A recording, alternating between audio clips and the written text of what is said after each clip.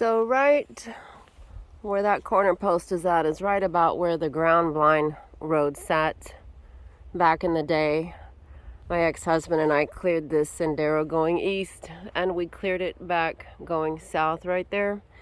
And anyway, down underneath there you'll just have to take my word for it that there are some tires with cedar posts on it and all kinds of trimmings from work out here at the ranch tossed on it to create a area for the animals to have cover as they came through this intersection.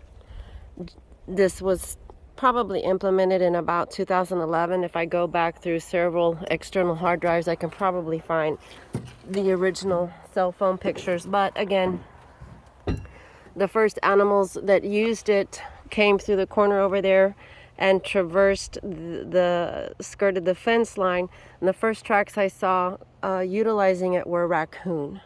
And since then, it's become what I call White Brush Alley. And it's filling in nicely. I don't really have to throw any more brush on it. It served its purpose.